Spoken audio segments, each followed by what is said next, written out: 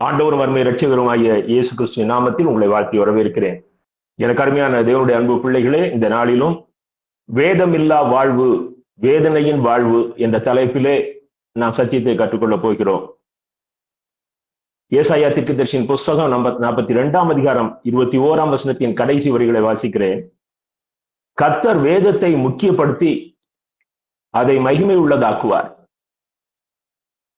வேதம் என்பது அது கடவுளுடைய ஒரு உருவம் தான். ஆதியிலே வார்த்தை இருந்தது, அந்த வார்த்தை தேவனிடத்தில் இருந்தது, அந்த வார்த்தை தேவனாய் இருந்தது என்று சொல்லி நாம் யோவான் எழுதின சுவிசேஷத்திலே நாம் பார்க்கிறோம். எனக்கு அருமையான தேவனுடைய அன்பு பிள்ளைகளே, அந்த வார்த்தை தான் நமக்கு இன்றைக்கு நான் ஒவ்வொருவருடைய கரங்களிலும் வேத புத்தகமாக நமக்கு கொடுக்கப்பட்டிருக்கிறது. அது பல நூற்றாண்டுகளுக்கு முன்பும், ஒருவேளை உலகம் இன்னும் சில நூற்றாண்டுகள் இருக்குமே ஆனால் அதற்கு பிறகும் கூட பேசுகின்ற ஜீவனுள்ள ஒரு வெளிச்சத்தை தருகின்ற ஒரு நூலாக, ஒரு ஜீவனுள்ள நூலாக அது இருக்கிறது. இன்னைக்கு நம்முடைய கரத்திலே கர்த்தர் இப்படிப்பட்ட ஒரு மகிமை உள்ள புத்தகத்தை கரங்களில் கொடுத்து நாம் அதிலிருந்து ஜீவனை பெற்றுக்கொள்கிற மன்னாவை அனுதினமும் உட்கொள்வதற்கு அவர் கிருபை பாராட்டி இருக்கிறார். இது எல்லாருடைய கருத்திலும் ஜீவனோடு இருக்கிறது என்று அர்த்தம் அல்ல. யார் யார் அந்த ஜீவனுக்குள் வந்திருக்கிறார்களோ அவர்களுடைய கருத்தில் தான் இது ஜீவன் உள்ளதாக இருக்கிறது. அல்லது யார் யார் இந்த ஜீவனை பெற்றுக்கொள்ள வேண்டும் என்று சொல்லி வாஞ்சிக்கிறார்களோ அவர்களிடத்தில் அது பேசுகிறது. இந்த வேதத்தின் வசனத்தை கொண்டுதான் பிசாசானவன் இயேசு கிறிஸ்துவோடு போராடினான். இன்றைக்கு கூட துருபதேசங்கள் இந்த வேதத்தில் இருந்து வசனங்களை எடுத்துக்கொண்டு உலகெங்கும் தனக்கென்று ஒரு கூட்டத்தை புதிய வழியிலே பிசாசானவன் உருவாக்கி கொண்டிருக்கிறான். இப்படிப்பட்ட சூழ்நிலையிலே வெகு சீக்கிரத்திலே இயேசு கிறிஸ்துவனுடைய 2ஆம் வருகை நெருங்கி வருகிற தரிசனம் நமக்கு உருவாகி இருக்கிறபடினாலே இன்னும் அதிகமாக இந்த வேதத்தை நாம் நேசிக்க, அருமையான சகோதரன் ஜெபத்தில் மிக தெளிவாக சொன்னார்கள், அதை நேசிக்க, அதை வாசிக்க, அதை யோசிக்க கர்த்தர் நமக்கு கிருபை பாராட்ட வேண்டும். இந்த நாட்களிலே இந்த கர்த்தருடைய வார்த்தைக்குரிய இடத்தை மனுஷர்களுடைய வார்த்தைகள் ஆக்கிரமித்துக் கொண்டிருக்கிறது. ஒருபுறம் வேத வார்த்தைகளுக்கு தங்களுடைய சொந்த அர்த்தத்தை கொடுக்கக்கூடிய ஜனங்கள் எழும்பிவிட்டார்கள். மற்றொரு புறம் வேதத்தை ஒரு உலக புத்தகத்துக்கு வியாக்கியானம் கொடுப்பது போல வியாக்கியானம் கொடுக்கக்கூடிய மக்கள் எழும்பிவிட்டார்கள். வேதத்தின் வார்த்தைகளுக்கு அதை ஆக்கியோனாகிய பரிசுத்த ஆவியானவரை தவிர வேறொருவரும் விளக்கமும் கொடுக்க முடியாது, அதனுடைய வெளிச்சத்தையும் இந்த உலகத்துக்குள் கொண்டு வர முடியாது. இதற்கான நீங்கள் பிரசங்கம் ப்ரிப்பேர் பண்ணுகிறேன் அப்படின்னு சொல்லி ஒரு 10 புஸ்தகத்தை தங்களை சுற்றி போட்டுக்கிட்டு சில மொழிபெயர்ப்பு வேதாங்கங்களையும் தங்களை சுற்றி வைத்துக் கொண்டு கடினமாக உழைக்கிற மக்கள் உண்டு. இன்னும் சிலர் எதையாவது ஒரு விளக்க உரை புத்தகத்தை படித்துக் கொண்டு வந்து செய்திகள் கொடுப்பதுண்டு. ஆனால் அது சரியான முறை என்ன என்று சொன்னால் கர்த்தருடைய பாதத்துல காத்திருக்கணும். அப்படி காத்திருக்கும் பொழுது நீ வேத புத்தகம் வாசித்த பழக்கமே இல்லைன்னா உனக்கு செய்தி வராது. நீ பலமுறை அந்த வேத புத்தகத்தை ரசிச்சு ருசிச்சு வாசித்திருக்கணும். நீங்கள் எந்த அளவுக்கு இந்த வேதத்தை உங்களுக்குள் உட்கொண்டிருக்கிறீர்களோ அந்த அளவுக்கு தான் உங்களுக்குள் இருந்து பரிசுத்த ஆவியானவர் சத்தியத்தை கொண்டு வர முடியும்.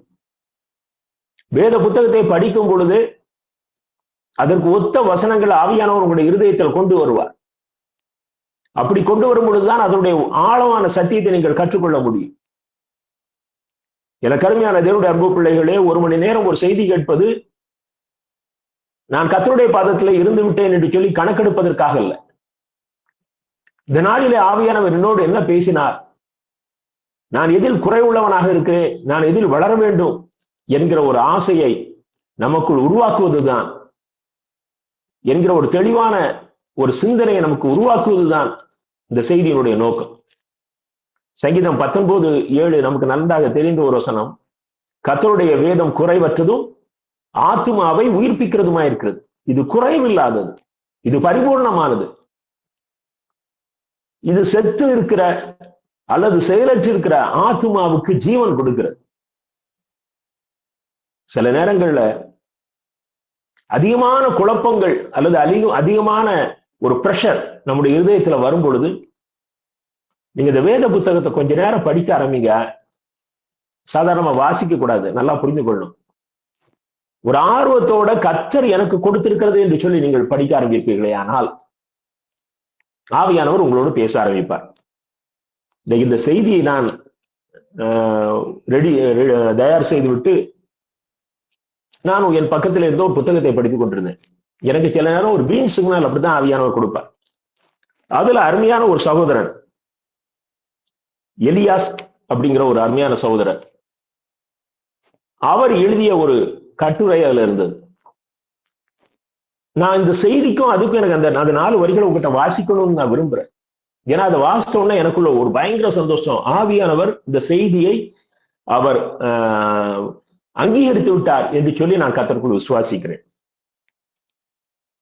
இன்னைக்கு தேவனுடைய பிள்ளைகளுக்கு இது ஒரு நல்ல தெளிவான காலமாக இருக்கிறது. தேவனுடைய பிள்ளைகள் இந்த நாட்களிலே கர்த்தருடைய காரியங்களை அறிந்து கொள்வதற்கு, நீங்க நல்லா பைபிள் படிக்கிற பிள்ளைகளாக இருப்பீர்களே, ஆனால் நீங்கள் ஆண்டவருடைய பிள்ளைகளாக அங்கீகாரம் பெற்றவர்களாக, ரட்சிக்கப்பட்டு அபிஷேகம் பெற்று அவருடைய பலத்த கைக்குள் அடங்கி வாழ்கிறவர்களாக இருப்பீர்களே, ஆனால் உங்களுக்குள் கர்த்தர் தெளிவான சில காரியங்களை பேச ஆரம்பிப்பார். அப்படித்தான் இன்னைக்கு எனக்கு பேசினார்.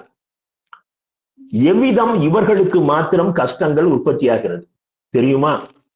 இவர்கள் வேத வசனங்களை துல்லியமாக வாசிக்காமலும் எழுதப்பட்ட வண்ணமாகவே வாசிக்காமலும் எழுதப்பட்ட வண்ணமே கவனமாய் ஜீவிக்காமலும் இருந்தால்தான் கஷ்டங்கள் இவர்களுக்கு உற்பத்தியாகிறது. இன்னைக்கு நான் அந்த தலைப்பை நீங்க பார்த்திருக்கலாம், வேதமில்லா வாழ்வு வேதனையின் வாழ்வு. ஏன் இன்னைக்கு இந்த உலகத்துல கிறிஸ்தவர்கள் என்று பெயர் வைத்திருக்கிற அநேகர் பிரச்சனைகளுக்குள்ளும் போராட்டங்களுக்கும் சிக்கி தவிக்கிறார்கள் என்றால், தங்கள் கரங்களில வைத்திருக்கிற வேத புத்தகத்தை துல்லியமாக வாசிப்பது கிடையாது. ஒவ்வொரு வசனத்தையும் நீ அப்படி வேகமா வாசித்தா நீ என்ன வாசித்தா என்பது உனக்கு தெரியாது, ஒன்றும் உன்னுடைய இருதயத்துக்குள்ள வந்திருக்காது. நீ அந்த வசனத்தை தெளிவாக என்ன எதற்காக இந்த எழுத்து எழுதப்பட்டிருக்கிறது, சில நேரங்கள் அந்த ஒரு வார்த்தையில அவ்வளவு ஜீவன் இருக்கும். நீங்கள் அதை எந்த அளவுக்கு ஆழமாக படிக்கிறீர்களோ அந்த வார்த்தையை நீங்கள் எந்த அளவுக்கு நம்புகிறீர்களோ, வேதத்துல நம்பக்கூடிய வார்த்தைகள், நம்ப முடியாத வார்த்தைகள், இதெல்லாம் இன்னைக்கு பைபிள் காலேஜ் டீச்சிங். எல்லா வார்த்தைகளும் ஆவியானவர் கொடுத்தது. எல்லா வார்த்தைகளும் நாம் நம்பி அதற்கு கீழ்ப்படியும்படியாகவே கொடுக்கப்பட்டிருக்கிறது. இந்த வார்த்தைகளை நான் ஜீவியத்திலே கொண்டு வருவேன் என்று நம்பும் பொழுது உங்களுக்குள் வருகிற பிரச்சனைகள் விலகி ஓடிவிடும். பிரச்சனை இல்லாத மனுஷன் கிடையாது, எனக்கும் பிரச்சனைகள் வரும். சில நேரங்களில் சம்மந்தமே இல்லாம நம்மள ஒரு பிரச்சனை பிரஷ் பண்ணிட்டு இருக்கோம், நமக்கு எதுக்குன்னே தெரியாது. ஏதோ ஒரு காரியம் யாராவது ஒண்ணு சொல்லியிருப்பாங்க, சம்டைம்ஸ் நியூஸ் பேப்பர் நியூஸா கூட இருக்கலாம்.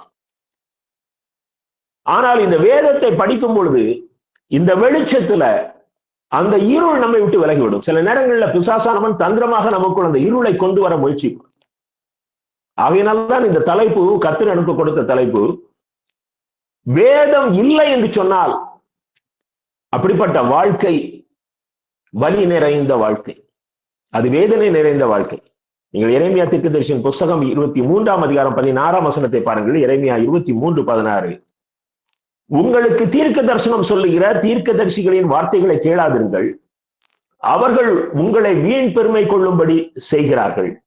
கர்த்தருடைய வாக்கை அல்ல, தாங்கள் யூகித்த தரிசனத்தை சொல்லுகிறார்கள் என்று சேனைகளின் கர்த்தர் சொல்லுகிறார். இன்றைக்கு சில இடங்கள்ல ஜனங்கள், இந்த ஊழியக்காரர் ஏதாவது ஒரு புதிய காரியத்தை சொல்லுவார், வெளிப்பாட்டை சொல்லுவார் என்று சொல்லி ஓடுகிற கூட்டம் இன்றைக்கு அதிகமாகிவிட்டது.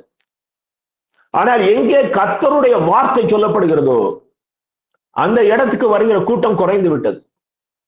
நல்லா புரிஞ்சுக்கிடுங்க, கர்த்தருடைய வேத வசனத்துக்கு மிஞ்சிய எந்த வெளிப்பாடும் கிடையாது. அதைத்தான் இங்கே அருமையான எரேமியா மூலம் கர்த்தர் நமக்கும் அவர் எச்சரிப்பாக சொல்லுகிறார். அவர்கள் தாங்கள் யூகித்ததை சொல்கிறார்கள். இந்த கூட்டத்துக்கு இப்படி பேசணும்னு சொல்லி பேசுறாங்க. ஆனால் கர்த்தருடைய வாக்கு எல்லாருக்கும் எல்லா சூழ்நிலைகளிலும் பொருந்தும்படியாக ஆவியானவர் சொல்லுகிறது. இன்னைக்கு வீடுகள்ல எவ்வளவுதான் நல்ல சாப்பாடு கொடுத்தாலும் சரி, நம்ம வாலிப பிள்ளைகள், அது குறிப்பா நகர பகுதிகளில ஆன்லைன்ல சாப்பாடு புக் பண்ணி சாப்பிடுறது ஒரு பழக்கமா, ஃபேஷனா போயிடுச்சு. நம்ம வீட்டு சாப்பாடுல ருசி குறைவா இருக்கலாம், ஆனால் அது பாதுகாப்பானது, அது சரீரத்துக்கு எந்த கேடும் விளைவிக்காது. இன்னும் சொல்ல போனால் அது மருத்துவ குணங்கள் நிறைந்தது. ஆனால் கடைகள்ல வாங்கி சாப்பிடுற உணவுகள் ருசி இருக்கும், ஆனா அவன் அதை என்னைக்கு ப்ரிப்பேர் பண்ணா, எப்படிப்பட்ட ஆயில் யூஸ் பண்ணா, எப்படிப்பட்ட மசாலாக்கள் யூஸ் பண்ணா, அது கெட்டு போகாமல் இருப்பதற்கு அல்லது நான் அதற்கு ருசி கூட்டுவதற்காக அவன் வேறு இந்த கெமிக்கலை யூஸ் பண்ணா. எனக்கு அருமையான தேவனுடைய அன்பு பிள்ளைகளே, அது சரீரத்திற்கு நோய்களை கொண்டு வரக்கூடியது. அதை ரெகுலரா சாப்பிட்டா ஆயுசு நாட்கள் குறையும் என்று சொல்கிறார். ஆனாலும் சில நேரங்கள்ல நமக்கு இந்த வீட்டு சாப்பாடை விட வெளி சாப்பாடு மேல ஆசை. இன்னும் சொல்ல போனால் சில வீடுகள்ல சாப்பாடே ப்ரிப்பேர் பண்றது இல்லை. இன்னைக்கு அமெரிக்காவில் அன்னைக்கு ஒரு கணக்கு போட்டிருக்கிறான், 70% சொன்னான் கிச்சன் இல்லாம வீடு கட்டுகிறார்களா. ஏன்னு சொன்னால் எல்லாரும் வேலை பார்க்கிறோம், யார் உட்கார்ந்து சமைக்கிறது, நம்ம ஆர்டர் பண்ணி சாப்பிட்டுக்கிடலாம். இப்போ அந்த கல்ச்சர் இந்தியாவிலேயே வந்துச்சு. அவங்க நீங்க நம்ம பிளாட்ஸ் வாங்குறதாக இருந்தால் அவர்கள் கேட்கிறார்கள், உங்களுக்கு கிச்சன் வேணுமான்னு கேட்கிறாங்க. அந்த அளவுக்கு வீட்டிலே உணவு தயார் பண்ணாமல் வெளியிலே உணவு ஆர்டர் பண்ணி வாங்கி சாப்பிட்டு காலத்தை கடத்திடலாங்கிற அளவுக்கு மனிதனுடைய எண்ணங்கள் மாறிவிட்டது. எந்த திருச்சபையில தேவனுடைய வார்த்தைகள் குறைவாக காணப்படுகிறதோ ஜனங்கள் வெளி உணவுக்காக செல்கிறார்கள். இந்த கூட்டத்துக்கு போவோமா, அந்த கூட்டத்துக்கு போவோமா, இந்த யூடியூப்ல இந்த சேனல்ல பார்ப்போமா. எனக்கு அருமையான தேவனுடைய அன்பு பிள்ளைகளே, நீங்கள் திருச்சபையிலே நீங்கள் சத்தியத்தை எளிமையாக, அந்த ஜனங்கள் உங்களுடைய ஜனங்கள். நான் நம்முடைய அருமையான TLC ஈரோடு திருச்சபையை சொல்லவில்லை. நல்ல போதகர்கள் இருக்கிறார்கள், நல்ல சத்தியம் கிடைக்கிறது. ஆனால் இன்னைக்கு அநேகம் திருச்சபைகளில் அந்த ஜனங்களுக்கு ஏற்ற செய்தியை ஒரு ஆர்வத்தோடு தேவனுடைய பாதத்திலிருந்து வாங்கி வந்து கொடுக்காதபடினாலே அவர்கள் இந்த வெளி சாப்பாட்டை போல வெளி பகுதிகளிலே செய்திகளை தேடி செல்கிறார்கள். அதிலே அநேக வஞ்சிக்கப்படுகிறார். என் குடும்பத்துக்கு, என் பிள்ளைகளுக்கு அவர்கள் டேஸ்டுக்கு தகுந்த மாதிரி, அவங்க ஹெல்த்துக்கு தகுந்த மாதிரி உணவுகளை என்னால் தான் ஒழுங்கு செய்து கொடுக்க முடியும். நம்முடைய திருச்சபைக்கு ஏற்ற வார்த்தைகளை, நம்முடைய திருச்சபை எந்த ஆவிக்குரிய அளவுல இருக்கிறாங்க, அதுல எவ்வளவு பேர் பலவீனமானவங்க இருக்கிறாங்க, ஆவிக்குரிய பலவீனம் உள்ளவர்கள், இவர்கள் எல்லாரையும் அரவணைத்து இவர்களை ஒரு ஆவிக்குரிய வளர்ச்சியில கொண்டு போகக்கூடிய செய்தியை நம்முடைய திருச்சபையினுடைய மேய்ப்பன் தான் தர முடியும். அது இல்லாத பட்சத்துல ஜனங்கள் தெருவோர கடைகளிலே போய் உணவு சாப்பிடுகிற அளவுக்கு மாறிவிடுகிறார். அதனுடைய விளைவு என்ன என்று சொன்னால், அது அவருடைய வாழ்விலே வளர்ச்சியை கொண்டு வரவில்லை, அது பலவீனத்தையும் அது துயரத்தையும் கொண்டு வருகிறது. நீங்க எரேமியா தீர்க்கதரிசியின் புஸ்தகம் 23ஆம் அதிகாரம் 1, 2 வசனங்களை வாசிக்கிறேன். எரேமியா 23, 1, 2. என் மேய்ச்சலின் ஆடுகளை கெடுத்து சிதறடிக்கிற மேய்ப்பர்களுக்கு ஐயோ என்று கர்த்தர் சொல்லுகிறார். 23ஆம் அதிகாரம் 2ஆம் வசனத்திலே அந்த நடு பகுதியில் உள்ள ஒரு வரியை மாத்திரம் வாசிக்கிறேன். நீங்கள் என் ஆடுகளை பராமரியாமல் அவைகளை சிதறடித்து அவைகளை துரத்தி விட்டீர்கள். இதுதான் இன்றைக்கு அநேக திருச்சபைகளுடைய நிலைமை. மிகவும் அதிகமாக திருச்சபைகள் முக்கியத்துவம் கொடுக்க வேண்டிய ஒரு காரியம் வேத வசன போதனை. இதற்கு மிஞ்சினது அது என்ன பெரிய காரியம் என்று சொல்லி நீங்கள் நினைத்தாலும் அது அல்ல. பிரேயரா அது வேணும், ஆராதனையா அது வேணும், காணிக்கை எடுக்கிறதா அது வேணும், இவையெல்லாம் தேவை. ஆனால் அந்த வேத போதையை காட்டிலும் மற்ற எல்லாமே செகண்டரி தான். அது ஆவியானவர் பேசுகிறது. முதல் ஜெபாலயத்துல இயேசு கிறிஸ்து போயிருக்கிறார். அவருடைய கரத்திலே அன்றைய அந்த புத்தகம் கொடுக்கப்படுகிறது. தீர்க்க தரிசனம், நியாய பிரமாணங்கள் அடங்கிய புத்தகம் கொடுக்கப்படுகிறது. அவர் ஏசாயா தீர்க்க தரிசனிலிருந்து அவர் எடுத்து வாசிக்கிறார். இதுதான் ஆரம்ப கால தொட்டு வழக்கம். இன்னைக்கும் அநேக பெந்தேகோஸ்தே சபைகளிலே வேத பாடம் வாசிக்கிற பழக்கம் கிடையாது. பிரசங்கம் இருக்கும், வேத பாடம் தான் முதல்ல. வேத வசனம் வாசிக்கப்படணும். அதை வாசிக்கும் போது நாம் பயபக்தியோடு வேதத்தை திறந்து வைத்து அந்த வாசிக்கிற பின்னாலேயே அந்த வசனங்களை பார்த்துக்கிட்டு வரணும். அந்த வசனங்களின் அடிப்படையில அன்றைக்கு போதிக்கிற வார்த்தைகள் அதற்கு பிறகு உங்களுக்குள்ள கிரியை செய்ய ஆரம்பிக்கும். அந்த வசனத்தை கவனிக்கலன்னா அதுக்கு பிறகு பிரசங்கம் உங்களுக்கு புரியாது. ஆகையினால்தான் நான் ஒவ்வொரு செய்திக்கு முன்பதாக இந்த பகுதியை வாசித்து வாருங்கள் என்று சொல்லி நான் உங்களுக்கு அனுப்புகிறேன். எனக்கு அருமையான தேவனுடைய அன்பு பிள்ளைகளே, இந்த வேதம் உங்களுக்குள் உருவாக அந்த பழக்கத்தை நீங்கள் கொண்டு வர வேண்டும். எங்கேயோ பைபிள் இருக்கு, எப்பொழுதோ வாசிக்கிறேன் அல்ல, எனக்குள்ள இருக்கணும். நீங்க கம்யூனிஸ்ட் தேசங்களிலே அன்றைக்கு வாழ்ந்த போதகர்கள் கைது செய்யப்பட்டு சிறைச்சாலையில் அடைக்கப்பட்டார்கள். அவங்க கையில வேத புஸ்தகம் கொடுத்தாச்சு, ஜெயிலுக்கு அனுப்புவாங்க. அவர்களுக்குள் இருந்த வார்த்தைகள் அவர்கள் 20 வருஷம் 30 வருஷம் இருந்தாலும் அவர்கள் ஆத்துமா சாகாதபடி பாதுகாத்துக் கொண்டு, அவர்கள் விசுவாசத்தை விட்டு வழிவிலகி போகாதபடி காத்துக்கொண்டு, இத்தனை ஆண்டுகள் கிறிஸ்தவர்களாக இருக்கிறோமே, வேதத்தின் அளவு உங்களுக்குள் எந்த அளவுக்கு இருக்கிறது? நல்ல சத்துள்ள உணவா சாப்பிடுறோம், இதை சாப்பிடணும் அதை சாப்பிடணும் பிளான் போட்டு சாப்பிடணும். எனக்கு அருமையான தேவனுடைய அன்பு பிள்ளைகளே, காலையில வாக்கிங் போறதுக்கும் காலையில நல்ல பிசிக்கல் எக்ஸசைஸ் பண்றதுக்கும் இத்தனை மாசத்துக்கு ஒரு தடவை மெடிக்கல் செக்அப் பண்ணணுங்கிற அளவுக்கு இந்த அழிந்து போகிற சரீரத்துக்கு கொடுக்கிற முக்கியத்துவத்தை அழியாத ஆத்மாவுக்கு கொடுக்கிறோமா? இன்னும் அநேக ஜனங்களுக்கு அதிகாலையில் இருந்து தேவனுடைய பாதத்திலே காத்திருக்கிற பழக்கம் இல்லையே. நீங்க அதிகாலையில் எழுப்பி முதல் கர்த்தருடைய முகத்துல முழிக்கணும். அதுக்காக இயேசு கிறிஸ்து போட்டோன்னு ஒண்ணு இருக்குதா, அது முகத்துல முடிச்சாதீங்க.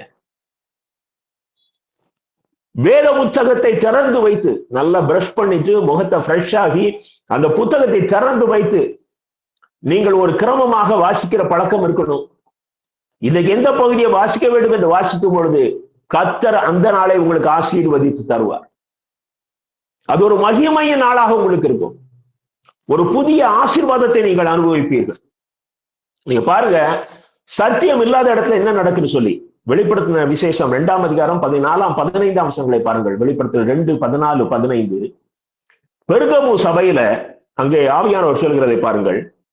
14ஆம் வசனம் பின்பகுதியை வாசிக்கிறேன். பாலாக் என்பவனுக்கு போதனை செய்த பிலேயாமுடைய போதகத்தை கை கொள்கிறவர்களும் உண்டு. உன்னுடைய திருச்சபையில இந்த வேத புத்தகம் இல்லாமல் பிலேயாமுடைய போதகத்தை கை கொள்ளுகிறவர்கள் இருக்கிறார்கள். 15ஆம் வசனத்தை பாருங்கள். அப்படியே நிக்கோலாய் மதஸ்தருடைய போதகத்தை கை கொள்ளுகிறவர்களும் உன்னிடத்தில் உண்டு, அதை நான் வெறுக்கிறேன்.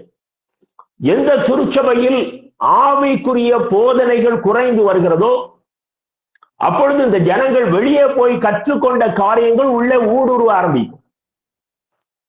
அப்ப அவங்க என்ன சொல்ல ஆரம்பிப்பாங்க, நம்ம சபையில பிரசங்கம் பண்றது தப்பு, நான் அங்க போனேன், அங்க இதை சொல்லி கொடுத்தாங்க, அங்க இப்படி ஃபாலோ பண்றாங்க, அது நல்லா இருக்குது.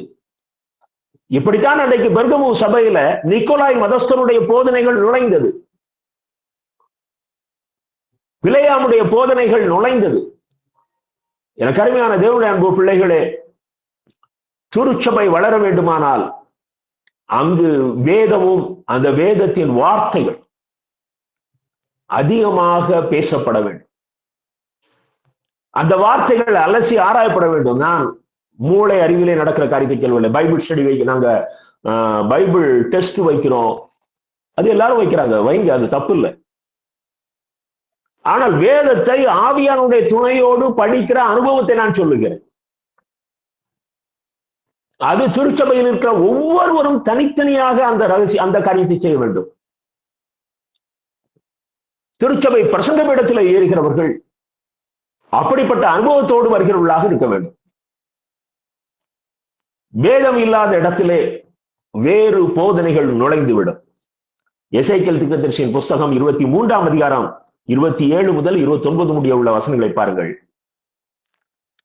இவர்கள் தங்கள் அயலாருக்கு விவரிக்கிற தங்கள் சொப்பனங்களினாலே என் நாமத்தை அவர்கள் மறக்கும்படி செய்ய பார்க்கிறார்கள். சொப்பனம் கண்ட தீர்க்கதரிசி சொப்பனத்தை விவரிப்பானாக. என் வார்த்தை உள்ளவனோ என் வார்த்தையை உண்மையாய் சொல்வானாக. கோதுமைக்கு முன் பதர் எம்மாத்திரம் என்று கர்த்தர் சொல்லுகிறார். என் வார்த்தை அக்னியை போலும் கண்மலையை நொறுக்கும் சம்மட்டியை போலும் இருக்கிறது அல்லவோ என்று கர்த்தர் சொல்லுகிறார். அந்த வார்த்தை ஒவ்வொருவருக்குள்ளே ஊடுருவும். ஆகையினால்தான் நீங்க பாக்குறீங்க, அங்கே அப்போஸ்தலர் 2ஆம் அதிகாரத்துல பெந்தேகோஸ்தே நாளின் அந்த பிரசங்கத்துல பேதுரு பிரசங்கம் பண்ணி முடித்த பிறகு அந்த ஜனங்கள் இருதயத்திலே கூத்துண்டவர்களாக பேதுருவிடத்தில் வருகிறார். ஒரு செய்தி ஒரு மனிதனுடைய இருதயத்துக்குள்ள கடந்து செல்லணும். பொழுதுபோக்குக்காகவோ நகைச்சுவையாகவோ அல்லது மனிதர்களை உற்சாகப்படுத்தும் விதமாகவோ செய்திகள் வறுமையானால் அது ஆவியானவரிடத்திலிருந்து வருகிற செய்தி அல்ல. ஆவியானவரிடத்திலிருந்து வருகிற செய்திகள் பேசுகிறவரை அவர் தயார் செய்து பெற்றுக்கொள்ளுகிறவர்கள் பேசுகிறவரை போலும் இதை ஆக்கியோனாகிய பரிசுத்த ஆவியானவருடைய வழி நடத்துதலுக்குள்ளும் வர வேண்டும் என்று சொல்லி அவர் அதை பேச செய்கிறார். நல்லா புரிஞ்சுக்கிடுங்க. வார்த்தைகள் ஆவியானவருடைய துணையோடு வறுமையானால் அது மனிதனுக்குள் மாற்றத்தை கொண்டு வரும். ஆவியானவர் விரும்புகிற சாயலை கொண்டு வரும். எனக்கு அருமையான தேவனுடைய அன்பு பிள்ளைகளே, இன்னைக்கு எப்படிப்பட்ட சூழ்நிலையிலே நாம் இருக்கிறோம்? இன்னைக்கு இந்த வேத வார்த்தைகளை நாம் ஆவலாக நாம் அதை கற்றுக்கொள்ள வேண்டும். இதை நான் பெற்றுக்கொள்ள வேண்டும். இது எனக்கு ஒரு பெரிய ஆசீர்வாதம் என்கிற எண்ணம் வருகிறதா? அல்லது சில சபைகள்ல நான் பார்க்கிறேன், அந்த பிரசங்க டைம் தான் உங்களுக்கு தூங்குற டைம். வேதனைக்குரிய ஒரு காரியம். நான் அவர்களை மாத்திரம் குறை சொல்ல மாட்டேன். அவர்கள் தூங்குகிற அளவுக்கு அவர்களுக்கு ரெகுலராக செய்தி கிடைக்கிறது. நீ அபிஷேகத்தோடு அந்த இடத்துல நிற்பாயானால் ஆவியானவர் அங்கே அசைவாடும் பொழுது பிசாசு நுழைய முடியாது. தூக்க பிசாசு நுழைய முடியாது. ஜனங்களுடைய சிந்தனைகள், ஜனங்களுடைய பார்வைகள் உங்களுக்கு நேராக இருக்கிறோம். நீதிமொழிகள் 6ஆம் அதிகாரம் 23ஆம் வசனத்தை பாருங்கள். நீதிமொழிகள் 6:23. கட்டளையே விளக்கு, வேதமே வெளிச்சம், போதக சிச்சையே ஜீவவழி. கட்டளை என்பது தேவனிடத்திலிருந்து பிறக்கிற கட்டளை. வேதத்திலே ஒவ்வொன்றும் கட்டளை தான். உண்டாக கிடவது ஆதாமுக்கு சொல்றாரு, புசிக்க கூடாது. இஸ்ரவேல் ஜனங்களுக்கு சொல்றாரு, என்னை போல நீங்களும் பரிசுத்தம் உள்ளவர்களாக, எனக்கேற்ற பரிசுத்தவான்களாக மாறணும்.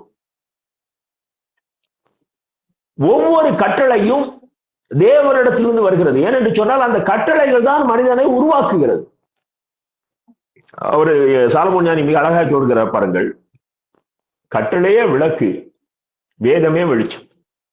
இந்த கட்டளையின் தொகுப்பு தான். நீங்க ஆம்பிளிஃபைட் வேதாபத்துல பாத்தீங்கன்னா அது தொகுப்பு என்று போடப்பட்டிருக்கிறது. இந்த கட்டளையின் தொகுப்பு தான் வேதாகமம். ஆக ஒவ்வொரு கட்டளையும் ஒரு விளக்கு. அத்தனை விளக்குகளும் சேர்ந்து மிக மகிமையான ஒரு வெளிச்சத்தை கொடுக்கிறது.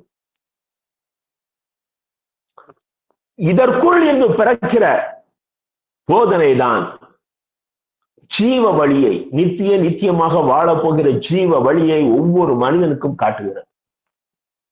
இந்த உலகத்துல 60 வயசோ 70 வயசோ வாழ்ந்து போவதற்கு இவ்வளவு பெரிய போதனை தேவையில்லை. அதற்கு இந்த உலகத்துல வாழ்ந்து கடந்து சென்ற ஞானிகளுடைய வார்த்தைகளே போதும்.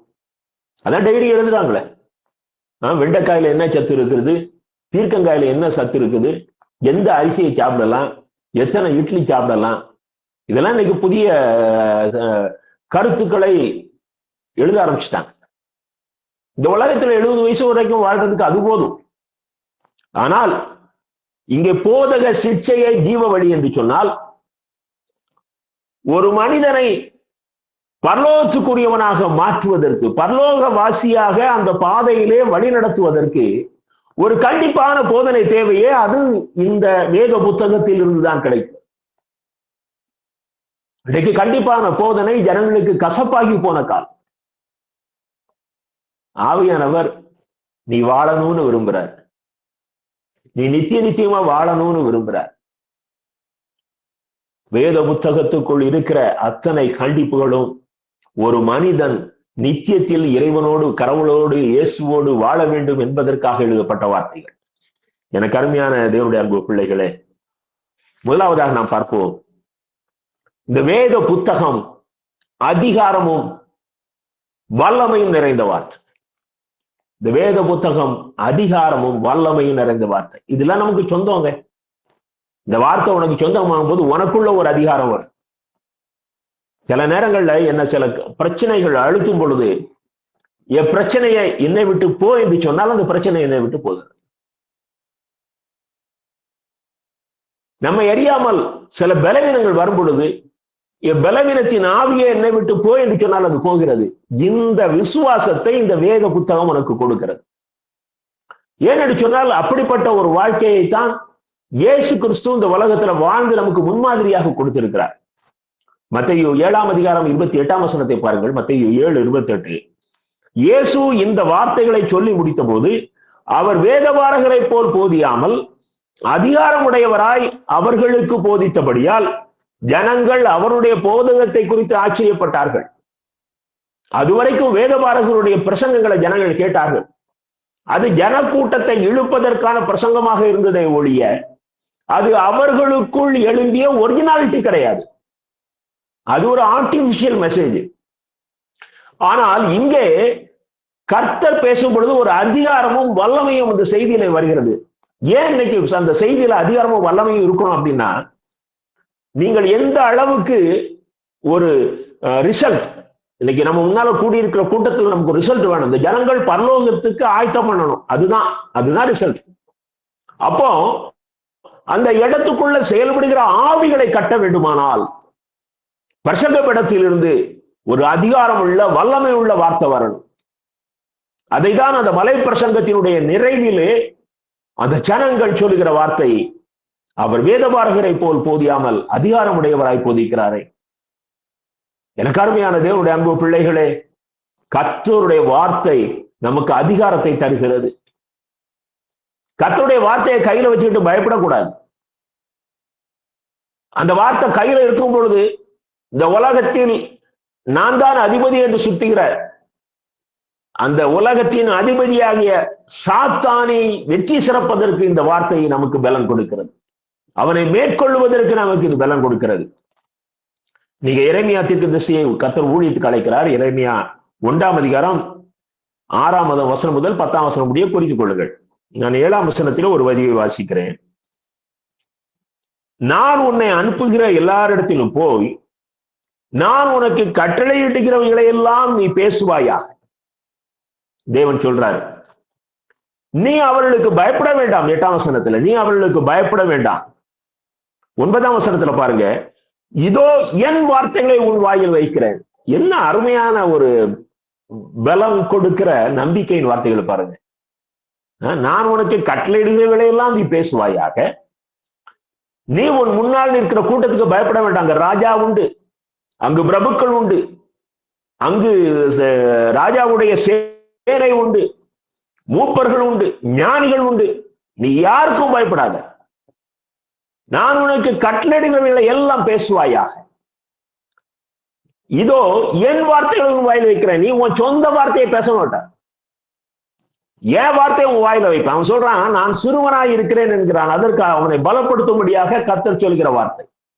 அதுக்கு பிறகு சொல்றதுதான் ரொம்ப பயங்கரமானது. பார், பிடுங்கவும் இடிக்கவும் அழிக்கவும் கவிழ்க்கவும் கட்டவும் நாட்டவும் உன்னை நான் இன்றைய தினம் ஜாதிகள் மேலும் ராஜ்யங்கள் மேலும் ஏற்படுத்தினேன் என்றார். முதல்ல பாருங்க, நீ முதல்ல உன்னுடைய வார்த்தையினால அங்க இருக்கிற சில காரியங்களை நீ பிடுங்கணும். சில காரியங்கள் ரொம்ப ஸ்ட்ராங்கா இருக்கு, அதை நீ இடிக்கணும். சிலதை நீ அழிக்கணும், சிலதை நீ கட்டணும். 4 காரியங்கள். பழையதை ஒழிக்கணும். அதுக்கு பிறகுதான் நீ கட்டணும், நீ நாட்டணும். எனக்கு அருமையான தேவனுடைய அன்பு பிள்ளைகளே,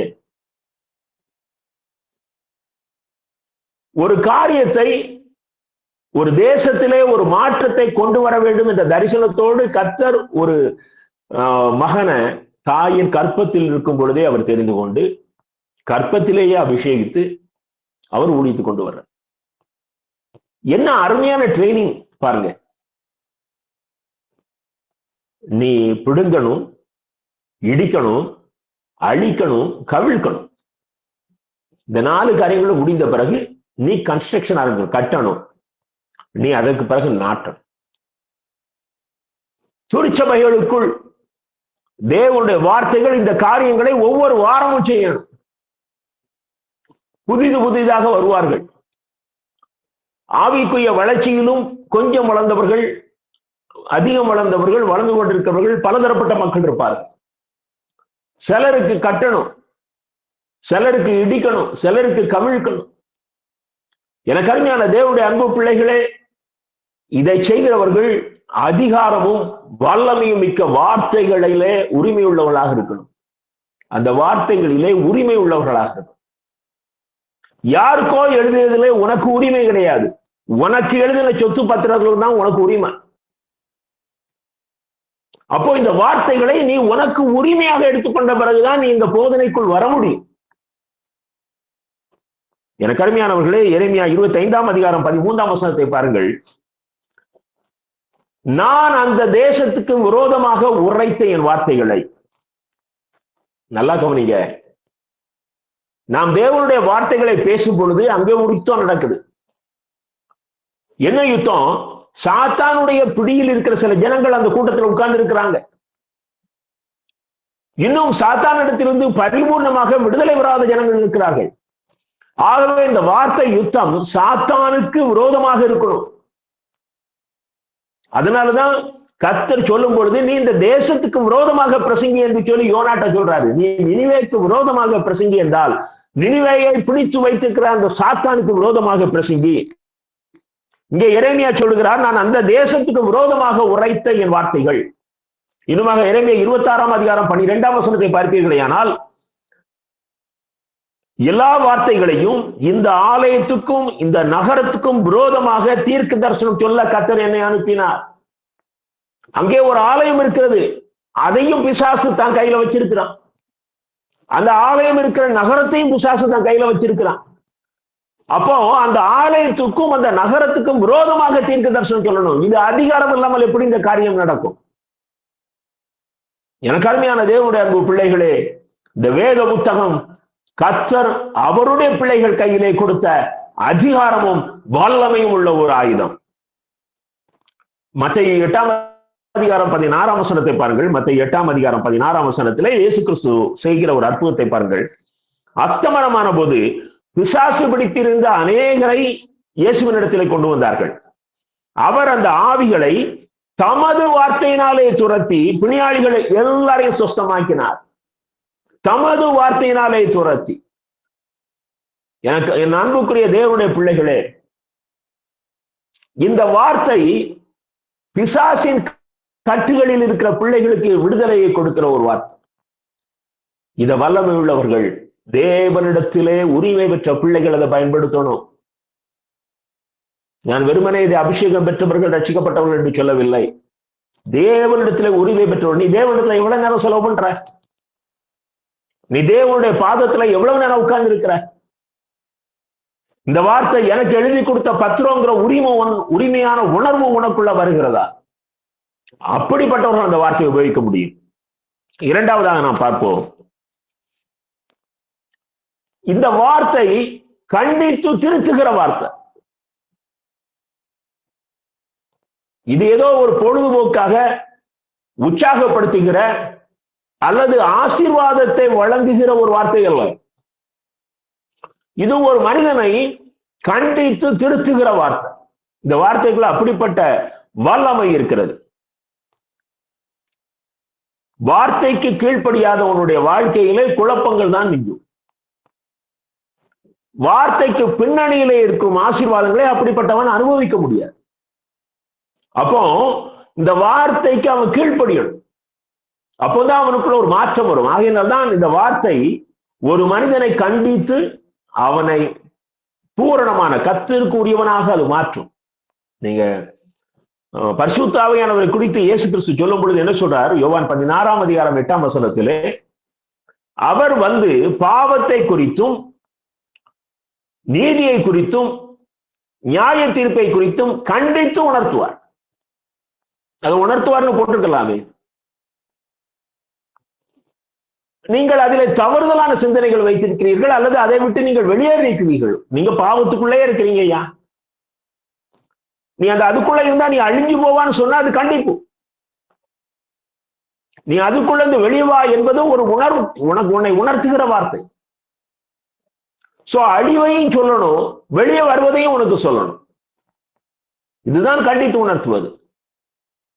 இந்த செய்திகளிலே அப்படிப்பட்ட கண்டிப்பும் வெளியே தப்பித்துக் கொள்வதற்கான உணர்த்துதலையும் சொல்லுகிற செய்திகள் தான் ஆவியானவருடைய வழிநடத்துதல் படி நடக்கிற பிரசங்கங்கள், ஆவியானவர் பேசுகிற வார்த்தைகள். நீதிமொழிகள் 10:7 பாருங்கள். நீதிமொழிகள் 10:17 புத்திமதிகளை காத்துக் கொள்கிறவன் ஜீவ வழியில் இருக்கிறான், கண்டனையை வெறுக்கிறவனோ மோசம் போகிறான். கண்டிப்பை வெறுக்கிறவனோ மோசம் போகிறான். அப்போ இந்த புத்திமதிகள் உனக்கு வேத புத்தகத்துல இருந்து வரணும். உலக பிராரமான அந்த கவுன்சிலிங் சென்டர்ஸ்ல இருந்து படிச்சுட்டு வந்து கவுன்சிலிங் கொடுக்கிற காரியம் அல்ல இது. வேதத்தின் வார்த்தைகள் ஜீவனுள்ள வார்த்தை. அந்த வார்த்தைகள் உரிமை பெற்ற மனிதர்களிடத்திலிருந்து வரும் பொழுது அது மனிதர்களை மாற்றும். தீத்து 1:9 அழகாக அப்போஸ்தலன் பவுல் தீத்துக்கு எழுதுகிறார் பாருங்க. ஆரோக்கியமான உபதேசத்தினாலே புத்தி சொல்லவும், எதிர் பேசுகிறவர்களை கண்டனம் பண்ணவும் வல்லவனாய் இருக்கும்படி தான் போதிக்கப்பட்டதற்கு ஏற்ற உண்மையான வசனத்தை நன்றாய் பற்றி கொள்கிறவருமாய் இருக்க வேண்டும். உனக்கு நல்ல வசனம் போதிக்க அனுப்பியிருக்கிறேன். நீ எதிர் பேசுகிறவர்களை கண்டனம் பண்ணணும். வாயிலிருந்து வருவது ஜனங்களை குணப்படுத்துகிற ஆரோக்கியமான உபதேசமாக இருக்கணும். என் அன்புக்குரியவர்களே, வேத வசனம் ஒரு மனிதனை உருவாக்குகிறது, கர்த்தருடைய பிள்ளையாக உருவாக்குகிறது. இதுவரைக்கும் எப்படி பைபிள் படிச்சீங்களோ, இனிமேல் பைபிள் படிக்கும் பொழுது நீங்க முதல்ல பண்ற ஜெபம், கர்த்தாவே இன்று என்னை உருவாக்கும் என்று ஜெபிங்க. ஒவ்வொரு நாளும் நம்ம கர்த்தருடைய கையில களிமண்ணை போல இருக்கிறோம். கொஞ்சம் கொஞ்சமா நம்மளை உருவாக்கி வருகிறார். நம்மை அவர் உருவாக்க வேண்டுமானால் ஒவ்வொரு நாளும் இந்த வேதத்தின் வார்த்தைகள் நமக்குள் கிரியை செய்ய நாம் அனுமதிக்க வேண்டும். ஏசாயா 56:7 நாம் பார்க்கிறோம் கடைசி வரியிலே, என்னுடைய வீடு சகல ஜனங்களுக்கும் ஜெப வீடு. நீங்க அதைத்தான் மத்தேயு 21:12-13 இயேசு கிறிஸ்து அவர் தேவாலயத்துக்குள்ள போகும்போது அந்த தேவாலயத்துக்குள்ள பல வியாபாரங்கள் நடக்குது. அவர் தேவாலயத்தை சுத்திகரிக்கிறார். அப்ப அவர் சொல்றாரு, என்னுடைய வீடு எல்லா ஜனங்களுக்கும் ஜெப வீடு என்று எழுதியிருக்கிறதே. அங்கே ஏசாயா தீர்க்கதரிசியுடைய வார்த்தையை அங்கே கர்த்தர் மீண்டுமாக நினைவுபடுத்துகிறார். அவர் தன்னுடைய சொந்த வார்த்தையை சொல்லல. ஏன்னா அங்க இருக்கிறதெல்லாம் ஜாம்பவான். அப்போ அவங்களுக்கு புரியும்படியாக அவர்களுடைய பாஷையில சொல்லுகிறார். இது என்னுடைய வீடு எல்லா ஜனங்களுக்கும் ஜெப வீடு என்று எழுதியிருக்கிறது, நீங்களோ அதை கள்ளர் குகையாக்கினீர்களே என்று கண்டிக்கிறார். எனக்கு அருமையான தேவனுடைய அன்பு பிள்ளைகளே, எங்கே தேவனுடைய வார்த்தை வருகிறதோ அங்கே பிசாசு நடுங்குவான். உன் சொந்த வார்த்தைக்கு அவன் நடுங்க மாட்டான். தேவனுடைய வார்த்தைகள் வரும் பொழுது அது அவனுக்கு தெரியும். தேவனுடைய வல்லமையை அவன் அறிந்தவன். நீங்க அவன் தேவனுடைய வார்த்தையை சொல்லியே இயேசு கிறிஸ்துவை மோதுறான். ஆனால் அதே வார்த்தை இயேசுவினுடைய வாயிலிருந்து வரும் பொழுது அவனால் அதற்கு பதில் சொல்ல முடியவில்லை. ஏனென்றால் அது அவனிடத்துல வரும் பொழுது அதுக்கு வல்லமை கிடையாது. ஆனால் இயேசு கிறிஸ்துவிடத்திலிருந்து வெளிப்படும் பொழுது அந்த வார்த்தையோடு வல்லமையும் வருகிறது. எனக்கு அருமையான தேவனுடைய அன்பு பிள்ளைகளே, இந்த வார்த்தை கண்டிப்பையும் ஒரு மனுஷனை உருவாக்குகிறதையும் உள்ளடக்கிய வார்த்தை. அது கண்டித்து திருத்துகிற வார்த்தை. இப்போ ஒரு ஐஸ்வர்யவான் ஆண்டவர்கிட்ட வர்றார். மார்க் 10:21 பாருங்க. ஆண்டவரை பின்பற்றுறதுக்கு அவன் ஆவலா இருக்கிறான். இப்ப ஆண்டவர் அவனை சரின்றலாம். நீ ஒரு நல்ல ஒரு ஐஸ்வர்யவான் வர்றாரு, நம்ம கூட ஊழியத்துக்கு வரட்டும்னு சொல்லியிருக்கலாம். எவ்வளவு அழகாக கர்த்தர் அவனை உருவாக்குறாரு பாருங்க. இப்ப அவன் சரி செய்ய வேண்டிய ஒரு காரியம் வந்தது உண்டு. அவனிடத்தில் ஒரு குறைவு உண்டு. உனக்கு உண்டானதை விற்று தரித்திரருக்கு கொடு, பின்பு என்னை பின்பற்றினார். இன்னைக்கு அநேக நேரங்கள்ல பிரசங்கங்கள் நமக்கு கசக்குது. ஏன்னா நமக்கு சாதகமா இருந்த பிரசங்கம் பிடிக்கும். நமக்கு கன்வீனியன்டாக நம்ம இஷ்டப்படி வாழ்வோம். அப்படியே நீ நல்லா தான் ஆண்டவருக்குள்ள இருக்கிறான்னு யாராவது சொன்னா அது நமக்கு பிடிக்குது. பட் அது அழிவு. யாராவது அப்படி ஒன்றை சொல்வார்கள், ஏனால் அவர்களுக்குள்ள பிசாசு சொல்றான், உன்னை அழிச்சிடணும், உன்னை நரகத்துக்கு கொண்டு போய் விட வேண்டும் என்கிற ஒரு தந்திரத்தை பிசாசு எடுத்திருக்கிறான். எனக்கு அருமையான தேவனுடைய அன்பு பிள்ளைகளே, கர்த்தர் கண்டித்து திருத்துகிறவர். நீ பாருங்க, மத்தேயு 10:36 முதல் 38 பாருங்க. இதை விட கண்டிப்பு எங்குமே பார்க்க முடியாது. மிக கடினமான வார்த்தைகளை இயேசு பேசுகிறார். மனுஷனுக்கு சத்துருக்கள் அவன் வீட்டாரே, தகப்பனையாவது தாயையாவது என்னிலும் அதிகமாய் நேசிக்கிறவன் எனக்கு பாத்திரன் அல்ல. மகனையாவது மகளையாவது என்னிலும் அதிகமாய் நேசிக்கிறவன் எனக்கு பாத்திரன் அல்ல. தன் சிலுவையை எடுத்துக்கொண்டு என்னை பின்பற்றாதவன் எனக்கு பாத்திரன் அல்ல. இதையா நாம ஏன் அப்படி மூடி மறைச்சிடுறோமே? இதை ஏன் ஜனங்களுக்கு இந்த வார்த்தைகளை நாம் கொண்டு செல்வதில்லை? அவன் வாழ வேண்டியவன் அல்லவா? எனக்கு அருமையான தேவனுடைய அன்பு பிள்ளைகளே, இந்த வசனங்களிலே கர்த்தர் சொல்கிற காரியம் என்ன என்று சொன்னால், உனக்கு நான் மாத்திரம்தான் முக்கியமாக இருக்கணும், எனக்கு பிறகுதான் எல்லாம். என்னிடத்திலே நீ வருவதற்கு, என்னிடத்திலே நீ பேசுவதற்கு உன்னுடைய தாயோ தகப்பனோ உன் உறவினரோ உன்னுடைய மகனோ மகளோ தடையாக இருப்பார்களே, ஆனால் நீ யாரை இழப்பதற்கு தயாராக இருக்கிறார்?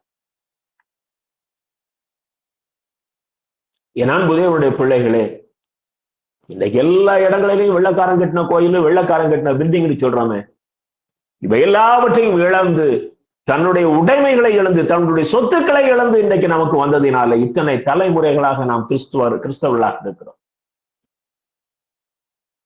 எனக்கு அருமையான தேவனுடைய அன்பு பிள்ளைகளே, கர்த்தர் பரிசேயர்கிட்ட பேசுறார் பாருங்க. மத்தேயு 12:34-36 பாருங்கள். விரியன் பாம்பு குட்டிகளே, நீங்கள் பொல்லாதவர்களாய் இருக்க நலமானவர்களை எப்படி பேசுவீர்கள்? உங்களுக்குள்ள இருக்கிறது பிசாசு. எப்படி நீ நலமான காரியத்தை பேச முடியும்? யாராவது ஒருத்தர் இன்னைக்கு பிரசங்கம் பண்ண முடியுமா? எவ்வளவு கண்டிப்பா, ஏன்னா அவங்களுக்கு அப்படி சொன்னாதான் அவங்களுக்கு புரியும். கேன்சர் கட்டியை அறுக்கணும்னா அதுக்குரிய கத்தியை உபயோகிச்சு தான் ஆகணும். பாம்பு கடிக்க அதுக்குரிய கசப்பு மருந்து கொடுத்து தான் ஆகணும். எனக்கு அருமையான தேவனுடைய அன்பு பிள்ளைகளே, எவ்வளவு ஒரு கண்டிப்பான ஒரு செய்தியை கர்த்தர் அங்கே கொடுக்கிறார் பாருங்கள். விரியன் பாம்பு குட்டிகளே, நீங்கள் பொல்லாதவர்களாய் இருக்க நலமானவர்களை எப்படி பேசுவீர்கள்? எனக்கு அருமையான தேவனுடைய அன்பு பிள்ளைகளே, மிக கடினமான வார்த்தைகள் அதற்கு தகுந்த இடத்துல கர்த்தர் பேசுறார். இப்ப பாவியாகிய ஸ்திரீயை கொண்டு வந்தாங்க, அவர் எதுவுமே பேசல. நீ பண்ணது தப்புன்னு சொல்லல, நீ பண்ணது ரைட்டுன்னு சொல்லல. ஏன்னா ஒரு பெரிய கூட்டம் அவளை அடிச்சிடணும், அவளை அடிப்பதை காட்டிலும் கர்த்தரிடத்திலே குற்றம் கண்டுபிடிப்பதற்காக வந்து நிற்கிறார். ஆனால் கர்த்தர் அங்கே சொல்லுகிற வார்த்தையை பாருங்க, மிக அழகாக அந்த பிரச்சனையை டீல் பண்ணிட்டு இப்ப அவ மட்டும் தான் நிற்கிறார். அவளை அவர் சாதாரணமா அனுப்புனாரா? போ, இனி பாவம் செய்யார். இந்த முழு ஊரும் உன்னை வந்து அசிங்கப்படுத்திட்டு இனி பாவம் செய்யாது. எனக்கு அருமையான தேவனுடைய அன்பு பிள்ளைகளே, எத்தனை காலங்கள் வேதத்தை வாசிக்கிற நம்மால் இப்படிப்பட்ட வார்த்தைகளை என்றைக்கு சொல்ல முடியும்? வேதத்தை படிக்கும் பொழுது ஆவியானவர் உணர்த்துகிற, கண்டிக்கிற, நீ படிக்கும் போது உனக்குள்ள சொல்றாரு, எனக்குள்ள சொல்றாரு, உன்கிட்ட இன்னும் இந்த பாவம் இருக்கு விடுன்னு சொல்றாரு. இந்த கண்டிப்பை நாம் பெற்றுக்கொண்டால்தான் இந்த கண்டிப்பின் வார்த்தைகளை மற்றவர்களுக்கு கற்றுக் கொடுக்க முடியும். மூன்றாவதாக பாருங்கள், சோர்வுற்றவர்களுக்கு ஆண்டவரின் பாதத்திலே ஆறுதல் உண்டு. இந்த வேத புத்தகத்துல சோர்வுல இருக்கிறவர்களுக்கு, அது எல்லா பிரசங்கமான சொல்றதுதான். நீங்க அன்னாளினுடைய கண்ணீர், ஆகாரினுடைய கண்ணீர், சாராளுக்கு கர்த்தர் ஏற்ற காலத்துல குழந்தையை கொடுத்து அவளை ஆசீர்வதிக்கிறார். ஏராளமான உதாரணங்களை சொல்லலாம். இது நீங்க ரெகுலரா கேட்கிற பிரசங்கங்கள். சங்கீதம் 116:8 பாருங்கள். என் ஆத்துமாவை மரணத்துக்கும், என் கண்களை கண்ணீருக்கும், என் காலை இடர்தலுக்கும் தப்புவித்தீர். முதல்ல அழகா சொல்றான் சங்கீதக்காரன், என் ஆத்துமாவை மரணத்துக்கும், என் கண்களை கண்ணீருக்கும். முதல்ல என் ஆத்மாவுக்கு நீங்க விடுதலை கொடுத்துட்டீங்கப்பா, நான் உங்களோட வாழப்போகிறவன். பிறகுதான் சொல்றாரு, என் கண்களை கண்ணீருக்கும், என் கால்களை இடர்லுக்கும் தப்புவித்து. எனக்கு அருமையான தேவனுடைய அன்பு பிள்ளைகளே, இந்த உலகத்துல உங்களுக்கு பாடுகள் உண்டு. நீ கண்ணீரோடு விதைப்பாயானால் நீ கெம்பிரத்தோடு அறுப்பாய். கர்த்தராகிய தேவன் எல்லாருடைய முகத்திலிருந்தும் கண்ணீரை துடைப்பார். சங்கீதம் 126:5, ஏசாயா 25:8. எனக்கு அருமையான தேவனுடைய அன்பு பிள்ளைகளே, யோபுவுக்கு வந்த பிரச்சனைகளின் மத்தியிலே, கர்த்தர் அனுமதித்த அந்த போராட்டத்தின் மத்தியிலும், அவனுடைய பிந்திய வாழ்க்கையிலே இரண்டத்தனையான ஆசீர்வாதத்தை கர்த்தர் கொடுத்தார். இதெல்லாம் நமக்கு இந்த வேத புத்தகத்துல கொடுத்த ஆண்டவர் என்ன சொல்றேன்னா, கலங்காத, உனக்கு ஆறுதல் உண்டு, உன் கண்ணீர் துடைக்கப்படும், உனக்கு மகிழ்ச்சியின் வாழ்க்கை உண்டு என்று தேற்றுகிறார்.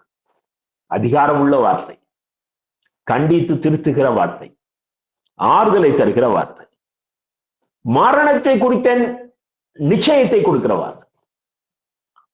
இந்த சரீர மரணம் நமக்கு நிரந்தரமானதல்ல. எனக்கு அருமையான தேவனுடைய அன்பு பிள்ளைகளே, மத்தேயு 24:31 பின்பகுதியை வாசிக்கிறேன். மத்தேயு 24:31. அவரால் தெரிந்து கொள்ளப்பட்டவர்களை வானத்தின் ஒரு முனை முதற்கொண்டு மறுமுனை மட்டும் 4 திசைகளிலும் இருந்து கூட்டி சேர்ப்பார்.